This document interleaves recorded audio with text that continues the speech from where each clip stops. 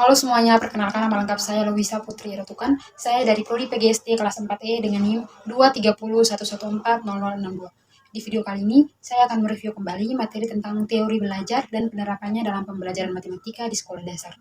Nah teman-teman, mengapa kita penting untuk memahami konsep belajar? Karena pemahaman yang mendalam tentang konsep belajar merupakan fondasi bagi guru dalam merancang dan melaksanakan pembelajaran yang efektif.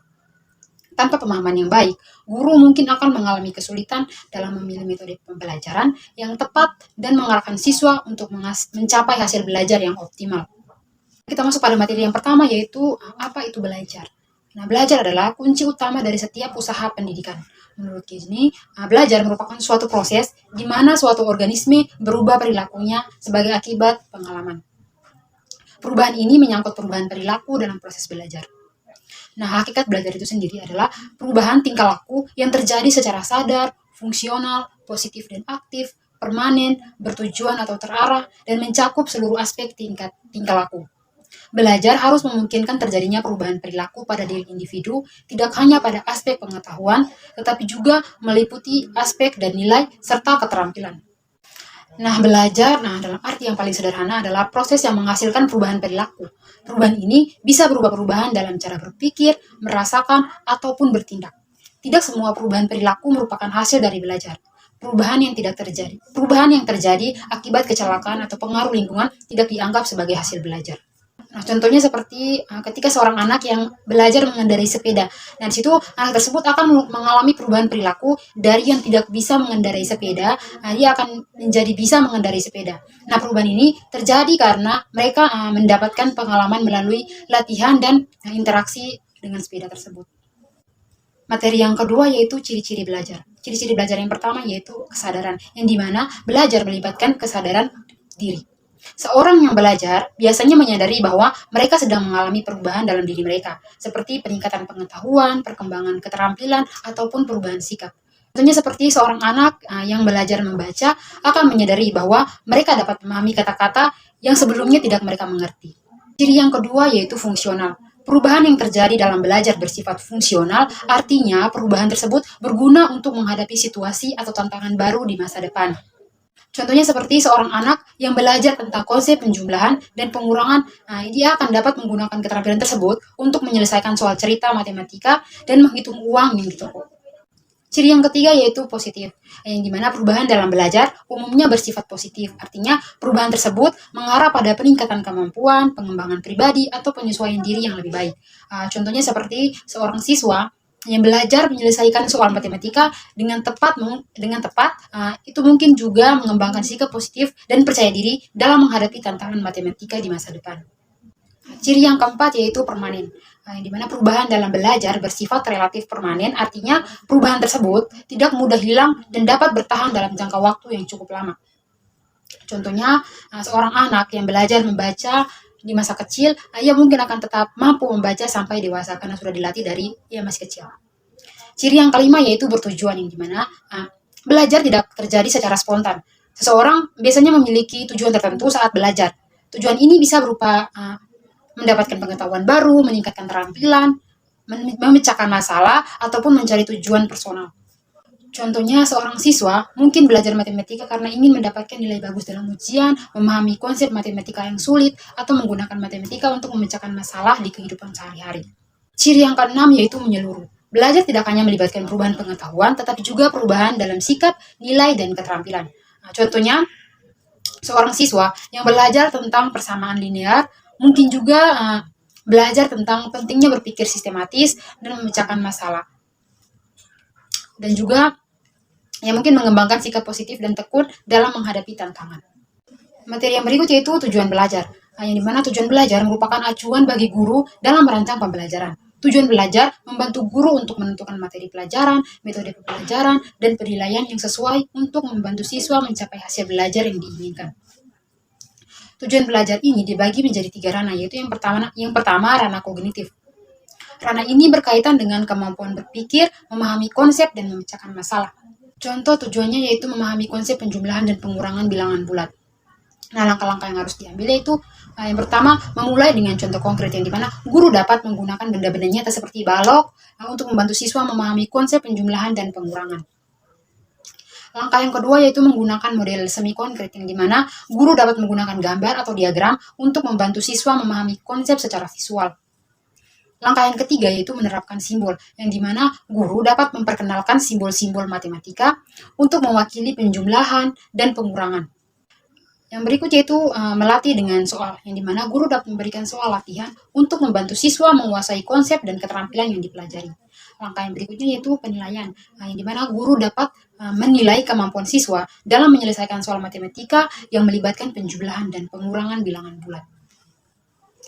Ranah yang kedua yaitu ranah afektif. Ranah ini berkaitan dengan sikap, nilai, minat, dan emosi. Contoh tujuannya yaitu meningkatkan minat dan rasa ingin tahu siswa terhadap materi matematika. Yang dimana langkah-langkah yang pertama yaitu membuat pembelajaran yang menarik. Guru dapat menggunakan permainan teka-teki atau cerita untuk membuat pembelajaran matematika lebih menyenangkan dan menarik. Langkah yang berikutnya itu menunjukkan relevansi matematika, yang dimana guru dapat menjelaskan bagaimana matematika dapat diterapkan dalam kehidupan sehari-hari dan dalam berbagai bidang. Langkah yang berikutnya itu memberikan kesempatan untuk bertanya, yang dimana guru dapat menciptakan suasana yang ramah dan mendorong siswa untuk bertanya jika mereka tidak memahami sesuatu. Langkah yang keenam yaitu penilaian, yang dimana guru dapat mengamati partisipasi siswa dalam kelas, antusiasme mereka dalam mengikuti pembelajaran, dan pertanyaan yang mereka ajukan. Yang ketiga yaitu ranah psikomotor. Ranah ini berkaitan dengan kemampuan fisik dan motorik. Contohnya tujuan tentang meningkatkan kemampuan siswa dalam menggunakan alat peraga matematika. Nah, langkah-langkahnya yaitu yang pertama memperkenalkan alat peraga, yang dimana guru dapat memperkenalkan berbagai jenis peraga matematika seperti bangun ruang balok, kubus, dan menit-menit. Langkah yang kedua yaitu melatih penggunaan alat peraga. Guru dapat memberikan tugas dan latihan untuk membantu siswa mempelajari cara menggunakan alat peraga dengan tepat. Langkah yang berikutnya yaitu membuat game. Nah, guru dapat membuat permainan yang melibatkan alat peraga matematika untuk meningkatkan kemampuan siswa dalam menggunakan alat peraga. Langkah yang terakhir yaitu penilaian, yang dimana guru dapat menilai kemampuan siswa dalam menggunakan alat peraga matematika dengan benar dan efektif dalam menyelesaikan tugas. Materi yang berikut yaitu jenis-jenis belajar. Jenis-jenis belajar yang pertama yaitu belajar berdasarkan pengamatan atau sensory type of learning. Jenis belajar ini melibatkan panca indera sebagai alat utama untuk memperoleh informasi. Contohnya visual, guru dapat menggunakan gambar lingkungan untuk membantu siswa memahami konsep lingkaran, atau menampilkan video tentang cara menyelesaikan persamaan linear, dan lain sebagainya. Contoh yang kedua yaitu auditif, yang dimana guru dapat menjelaskan konsep perkalian dengan menggunakan bahasa yang mudah dipahami atau memutar rekaman audio tentang sejarah matematika. Contoh yang ketiga yaitu kinestetik, yang dimana guru dapat meminta siswa untuk menggunakan balok untuk membangun model kubus atau mengajak siswa untuk memainkan permainan yang melibatkan gerakan fisik dan konsep matematika. Contoh yang berikutnya yaitu penciuman, yang dimana guru dapat menggunakan aroma tertentu untuk membantu siswa mengingat informasi seperti menggunakan aroma kayu manis atau membantu siswa mengingat konsep geometri. Selanjutnya ada rasa, yang dimana guru dapat menggunakan permen karet untuk membantu siswa mengingat konsep matematika. Jenis yang kedua yaitu belajar berdasarkan gerak atau motor type of learning. Jenis ini melibatkan gerakan fisik sebagai bagian integrasi dari proses belajar. Jenis belajar yang ketiga yaitu belajar berdasarkan hafalan atau memory type of learning. Jenis belajar ini menekankan pada hafalan dan mengingat informasi. Contohnya yang pertama yaitu menghafal rumus. Guru dapat meminta siswa untuk menghafal rumus luas persegi panjang yaitu L sama dengan P kali L, atau rumus keliling lingkaran yaitu K sama dengan 2 kali Pi kali R. Contoh yang kedua yaitu menghafal tabel, yang dimana guru dapat meminta siswa untuk menghafal tabel perkalian 1 sampai 10. Yang berikutnya yaitu menghafal definisi, yang dimana guru dapat meminta siswa untuk menghafal definisi bilangan prima, faktor, atau kelipatan. Jenis belajar yang keempat yaitu belajar berdasarkan pemecahan masalah atau problem type of learning. Jenis belajar ini menekankan pada kemampuan memecahkan masalah. Contoh yang pertama yaitu ketika menyelesaikan soal, yang dimana guru dapat memberikan soal matematika yang mengharuskan siswa untuk berpikir logis dan kreatif untuk menemukan solusi. Yang kedua, mencari solusi. Guru dapat meminta siswa untuk mencari solusi untuk masalah seperti menghitung biaya, terus menghitung waktu tempat perjalanan, menghitung luas ruangan, dan lain sebagainya. Contoh yang berikutnya itu melakukan penyelidikan, yang dimana guru dapat meminta siswa untuk melakukan penyelidikan, menemukan pola tertentu dalam deret bilangan, atau melakukan penyelidikan untuk membuktikan teorema matematika. Nah, di sini juga terdapat jenis-jenis belajar yang lebih fokus pada tujuan dan aspek khusus dari proses belajar, yaitu yang pertama, belajar abstrak. Belajar abstrak ini melibatkan kemampuan berpikir abstrak dan memahami konsep-konsep yang tidak nyata. Contohnya, guru dapat menggunakan alat peraga visual atau analogi untuk membantu siswa memahami konsep infinity. Nah, atau guru juga menjelaskan sistem bilangan kompleks dengan menggunakan contoh nyata dari dunia nyata. Nah, yang kedua, belajar keterampilan, yang dimana memfokuskan pada pengembangan keterampilan motorik. Contohnya, guru dapat memberikan latihan yang melibatkan menghitung cepat, menggunakan kalkulator untuk menyelesaikan soal, atau menggambar diagram yang benar.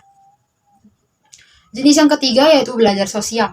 Nah, ini melibatkan interaksi sosial dalam proses belajar. Contohnya, guru dapat membagi siswa menjadi beberapa kelompok kecil untuk mengerjakan tugas proyek matematika, atau meminta siswa untuk berdiskusi tentang solusi dari soal matematika yang sulit atau menantang. Jenis belajar yang ketiga yaitu belajar pemecahan masalah, yang dimana ini melibatkan kemampuan menggunakan metode ilmiah untuk memecahkan masalah secara sistematis.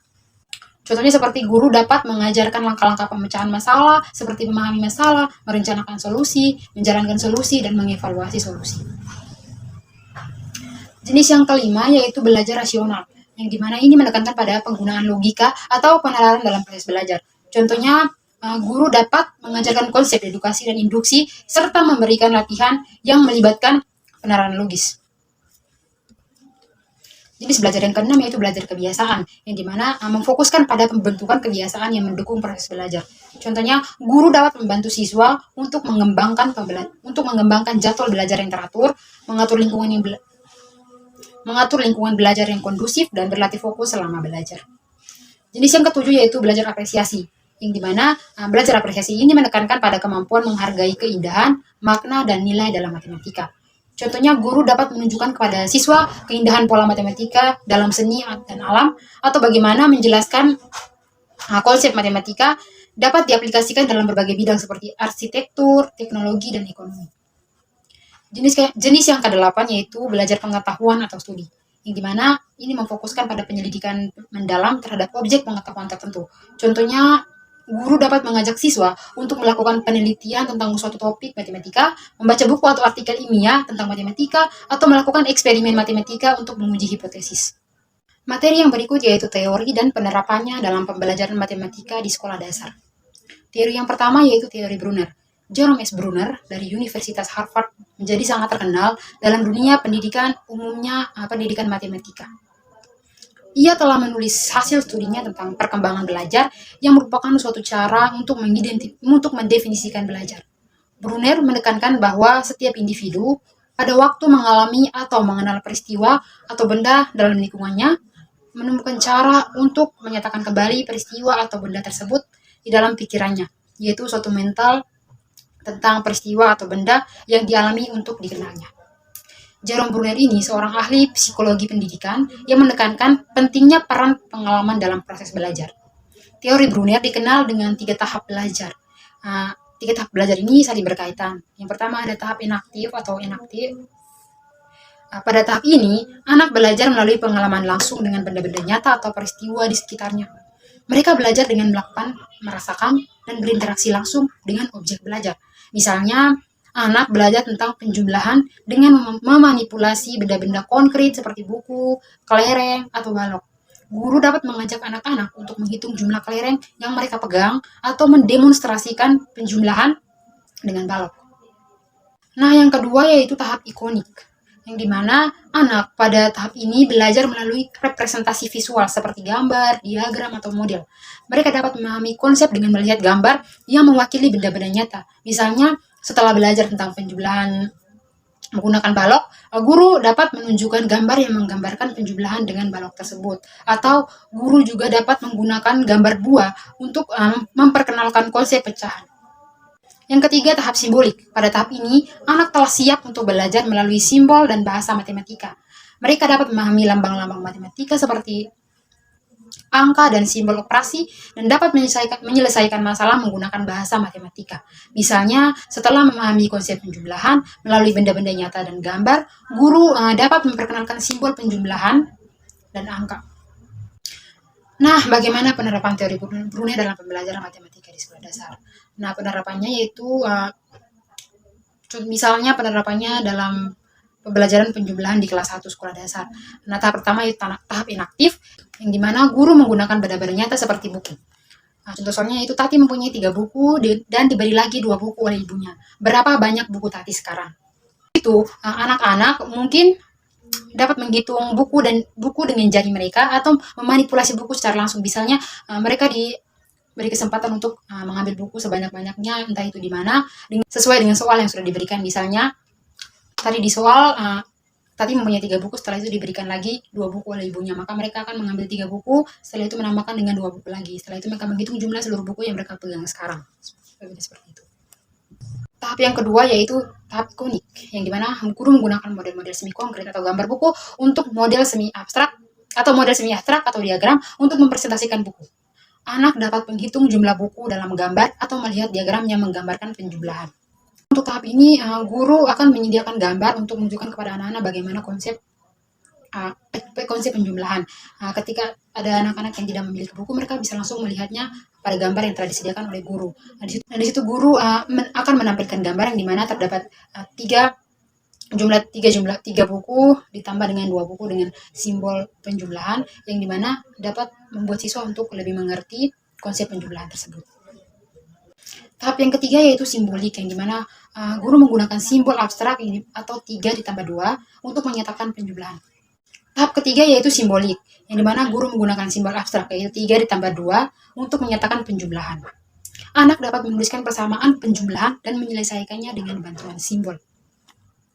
Brunner juga mengembangkan 4 teorema yang dapat dijadikan pedoman dalam pembelajaran matematika. Teorema yang pertama yaitu teorema penyusunan atau konstruksi. Siswa lebih memahami konsep jika mereka membangun pemahaman sendiri melalui manipulasi dan eksplorasi. Guru berperan sebagai fasilitator dalam proses ini. Guru dapat memberikan kesempatan kepada anak untuk bereksperimen dengan benda-benda konkret, mengamati pola dan menemukan aturan sendiri. Yang kedua ada teorema notasi, yang dimana pengenalan simbol dan notasi matematika harus bertahap, dimulai dari yang sederhana dan mudah dipahami hingga ke yang sulit atau lebih kompleks. Guru dapat memperkenalkan simbol matematika secara bertahap sesuai dengan perkembangan anak. Yang ketiga ada teorema pengontrasan dan keanekaragaman atau kontras dan variasi. Konsep matematika ini lebih bermakna jika dikontraskan dengan konsep lainnya dan disajikan dengan cara yang beragam. Guru dapat membandingkan dan mengontraskan konsep yang berbeda menggunakan berbagai metode pengajaran dan melibatkan berbagai macam alat peraga. Yang keempat, teorema pengaitan atau konektivitas. Nah, konsep ini saling berkaitan dan guru harus membantu siswa melihat hubungan antara konsep tersebut. Guru dapat menunjukkan hubungan antara konsep-konsep yang berbeda dalam matematika dan membantu anak untuk menghubungkan konsep yang sedang dipelajari dengan pengalaman mereka dalam kehidupan sehari-hari. Teori belajar yang kedua yaitu teori belajar Diens. Sultan P. Diens ini adalah seorang guru matematika, yaitu pendidikan di Hulgaria, Inggris, dan Perancis. Ia telah mengembangkan minatnya dan pengalamannya dalam pendidikan di matematika. Ia telah mengembangkan sistem pengajaran matematika dan berusaha agar pengajaran matematika menjadi lebih menarik serta lebih mudah untuk dipelajari. Dasar teorinya yaitu sebagian didasarkan atas teori Piaget. Diens memandang matematika sebagai pelajaran terstruktur. Klasifikasi struktur, relasi-relasi dalam struktur, dan mengklasifikasikan relasi-relasi antara struktur. Ia percaya bahwa setiap konsep matematika akan dapat dipahami dengan baik oleh siswa apabila disajikan dengan bentuk konkret dan beragam. Menurut pengalaman dan pengamatannya, umumnya anak-anak menyenangi matematika hanya pada permulaan mereka berkenalan dengan matematika sederhana. Meskipun banyak anak-anak yang setelah belajar matematika yang sederhana, banyak yang tidak mereka pahami atau banyak konsep yang dipaksa atau dipakai secara keliru. Nah, di sini mereka melihat matematika dianggap sebagai ilmu yang sukar dan memperdayakan. Sultan Diens menekankan pentingnya penggunaan alat peraga dan variasi dalam mengajarkan matematika. Nah, teori Diens ini membantu anak memahami konsep matematika dengan lebih mudah dan menyenangkan. Konsep menurut Diens yaitu yang pertama konsep murni, yang dimana ide-ide matematika dasar mengenai pengelompokan dan relasi antara bilangan, misalnya konsep genap, ganjil, dan bilangan prima. Yang kedua ada konsep notasi yang dimana sifat-sifat bilangan yang muncul sebagai akibat langsung dari cara penulisan atau penyajiannya. Misalnya notasi posisi untuk bilangan bulat, pecahan, dan bilangan desimal. Yang ketiga ada konsep terapan yang dimana penggunaan konsep murni dan notasi untuk pemecahan masalah matematika. Misalnya, Yang ketiga yaitu konsep terapan, yaitu penggunaan konsep murni dan notasi untuk memecahkan masalah matematika. Misalnya penerapan konsep pecahan dalam membagi kue atau penerapan konsep bilangan bulat dalam mengukur suhu. Nah, dia juga menyusun 6 tahap belajar yang dapat membantu anak memahami konsep matematika. Yang pertama yaitu bebas bermain atau free play, yang dimana anak bermain sebebas-bebasnya dengan benda-benda matematika tanpa arahan untuk membangun pemahaman awal mereka tentang konsep matematika. Guru dapat menyediakan berbagai alat peraga seperti balok, manik-manik, atau kartu angka untuk anak bermain bebas. Yang kedua yaitu permainan atau games. Anak mulai mengamati pola dan keteraturan dalam konsep matematika melalui permainan. Guru dapat menggunakan permainan edukatif untuk memperkenalkan konsep matematika, seperti permainan menghitung, mengelompokkan, atau mencocokkan. Yang ketiga, penilaian kesamaan sifat atau searching for community. Anak diarahkan untuk menekankan sifat bersama dari objek-objek matematika yang disajikan. Guru dapat membimbing anak untuk menemukan kesamaan sifat dari berbagai alat peraga, seperti menemukan kesamaan sifat dari berbagai bentuk segitiga, dan lain sebagainya. Yang keempat ada representasi atau representation, yang dimana anak belajar membuat representasi konsep melalui gambar, diagram, atau verbal. Guru dapat meminta anak untuk menggambar atau membuat diagram yang mewakili konsep yang sedang dipelajari. Kelima ada simbolisasi. Anak menciptakan simbol atau rumusan verbal yang tepat untuk menyatakan konsep. Guru dapat memperkenalkan simbol matematika yang tepat untuk mewakili konsep yang telah dipahami oleh anak. Yang keenam ada formalisasi atau formalization, yang dimana anak mengorganisasikan konsep secara formal dan memahami aksioma, sifat, aturan, dan dalil. Tahap ini umumnya dilakukan di tingkat pendidikan yang lebih tinggi. Penerapan teori Diens dalam pembelajaran matematika di sekolah dasar. Contohnya penerapan teori Diens dalam pembelajaran konsep segitiga. Nah, tahap pertama yaitu bermain bebas. Guru memberikan siswa benda-benda konkret seperti kawat, karet gelang, dan papan berpaku untuk membuat berbagai bentuk segitiga. Misalkan segitiga sama sisi, segitiga sama kaki, dan lain sebagainya. Tahap yang kedua yaitu permainan, yang dimana siswa memainkan game yang melibatkan pencocokan dan pengelompokan segitiga dengan berbagai ukuran dan bentuk.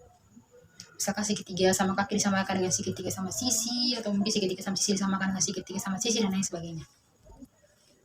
Tahap yang ketiga yaitu penelaran kesamaan sifat, yang dimana mengajak siswa untuk menemukan sifat-sifat bersama dari semua segitiga seperti jumlah sisi dan sudutnya. Tahap yang keempat yaitu representasi, yang dimana meminta siswa untuk menggambar segitiga dan menjelaskan kembali sifat-sifat dengan kata-kata mereka sendiri. Tahap yang kelima yaitu simbolisasi, yang dimana memperkenalkan simbol segitiga sebagai representasi segitiga.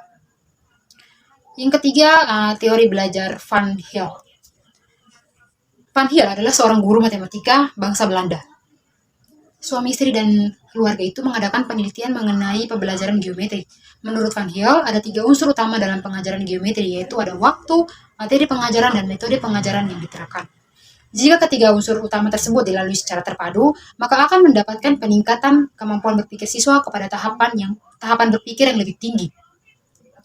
Nah, terdapat tahap belajar geometri. Menurut Van Heel, yaitu yang pertama ada tahap pengenalan, yang dimana anak mengenali bentuk geometri secara keseluruhan tetapi belum memahami sifat-sifatnya. Misalnya, anak dapat membedakan antara persegi panjang dan lingkaran tetapi belum memahami sifat-sifat khusus dari setiap bentuk tersebut. Tahap yang kedua yaitu tahap analisis, yang dimana anak mulai mengenal sifat-sifat bangun geometri tetapi belum mampu melihat hubungan antar konsep. Misalnya, anak dapat menyebutkan bahwa persegi panjang memiliki 4 sisi dan 4 sudut siku-siku, tapi belum memahami bagaimana persegi panjang adalah jenis khusus dari jajar genjang. Yang ketiga, tahap pengurutan, yang dimana anak mulai memahami hubungan antara bangun geometri dan mampu mengurutkannya berdasarkan sifat-sifatnya. Misalnya, anak dapat memahami bahwa persegi panjang adalah jenis khusus dari jajar genjang dan jajar genjang adalah jenis khusus dari trapesium. Tahap yang keempat yaitu tahap deduksi, yang dimana anak mampu menarik kesimpulan secara deduktif dan memahami pentingnya aksioma postulat. Misalnya, anak dapat membuktikan bahwa diagonal persegi panjang saling tegak lurus dan memahami dua sama panjang. Dan membagi dua sama panjang. Tahap yang kelima yaitu tahap akurasi. Anak memahami pentingnya ketepatan dan rigor dalam geometri. Tahap ini umumnya dilakukan di tingkat pendidikan yang lebih tinggi. Nah, bagaimana dengan penerapan teori Van Hiel dalam pembelajaran geometri di sekolah dasar? Contoh penerapannya yaitu pembelajaran tentang bujur sangkar. Nah, tahap pertama yaitu pengenalannya, di mana anak mengenal bentuk bujur sangkar dan dapat membedakannya dengan bentuk lainnya.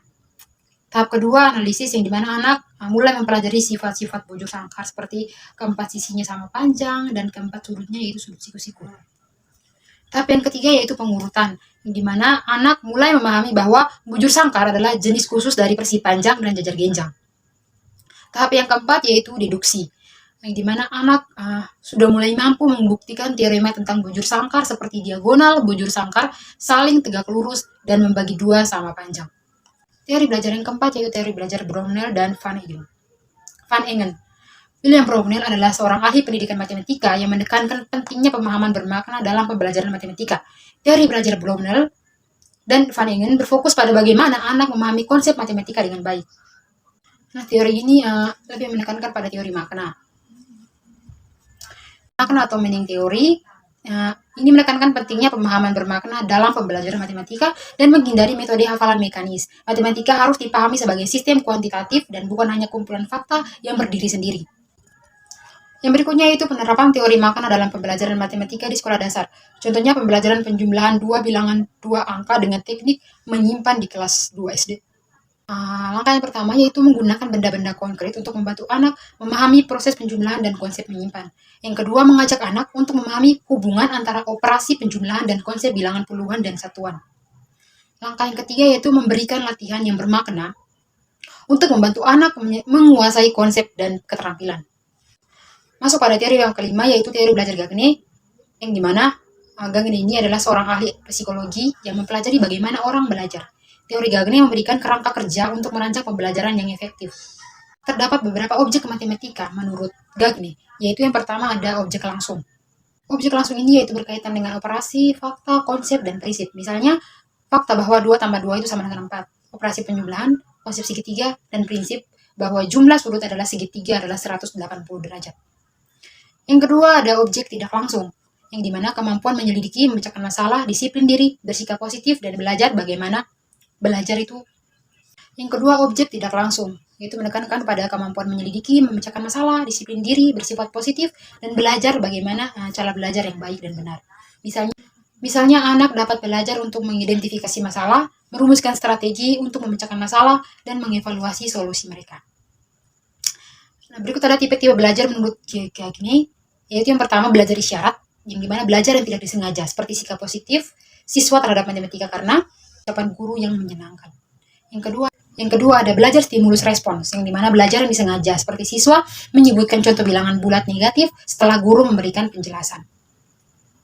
Yang berikutnya ada rangkaian gerak, yang dimana belajar yang melibatkan urutan gerak seperti menggambarkan ruas garis melalui 2 titik yang diketahui.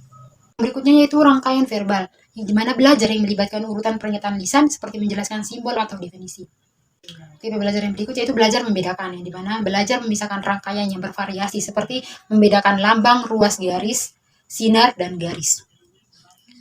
Tipe yang berikut yaitu belajar konsep, yang dimana belajar mengenai sifat bersama dari objek atau peristiwa seperti memahami konsep lingkaran melalui contoh-contoh benda berbentuk lingkaran, misalnya bola, kelereng, dan lain sebagainya. Tipe yang berikutnya itu belajar aturan, yang dimana belajar memberikan respon yang benar terhadap berbagai stimulus seperti memahami sifat penyebaran, perkalian terhadap penjumlahan. Nah, tipe yang berikutnya adalah memecahkan masalah, yang dimana belajar yang paling kompleks melibatkan kemampuan untuk mengidentifikasi masalah, merumuskan solusi, dan menyelesaikannya. Yang berikut ada penerapan teori Gagne dalam pembelajaran matematika di sekolah dasar. Contohnya pada pembelajaran tentang penjumlahan pecahan. Nah, tahap yang pertama yaitu belajar isyarat. Guru menggunakan media visual yang menarik untuk memperkenalkan konsep pecahan. Misalnya sebuah roti yang dibelah menjadi 2 yang melambangkan pecahan 1/2. Tahap yang kedua yaitu belajar stimulus respon, yang dimana memberikan siswa latihan sederhana untuk mengenali dan menyebutkan nilai pecahan. Seperti tadi 1/2 atau 2/3. Tahap yang ketiga yaitu rangkaian gerak, yang dimana mengajak siswa untuk memanipulasi model pecahan untuk memahami cara menjumlahkan pecahan, misalnya 1/2 ditambah 1/3, dan lain sebagainya. Yang keempat adalah rangkaian verbal, yang dimana meminta siswa untuk menjelaskan langkah-langkah menjumlahkan pecahan dengan kata-kata mereka sendiri. Tahap yang kelima yaitu belajar membedakan, yang dimana guru memberikan siswa latihan untuk membedakan jenis-jenis pecahan, yaitu ada pecahan biasa, pecahan campuran, dan pecahan desimal. Tahap yang keenam yaitu belajar konsep, yang dimana membantu siswa memahami konsep penjumlahan pecahan melalui berbagai contoh dan soal. Tahap ketujuh yaitu belajar aturan, yang dimana memberikan latihan yang menantang untuk membantu siswa menguasai aturan menjumlahkan pecahan. Tahap yang kedelapan yaitu pemecahan masalah, yang dimana guru memberikan soal-soal memecahkan masalah yang melibatkan penjumlahan pecahan. Teman-teman, dengan penerapan teori-teori belajar yang sudah dijelaskan ini dapat membantu guru dalam merancang pembelajaran matematika yang lebih efektif dan bermakna bagi siswa di sekolah dasar.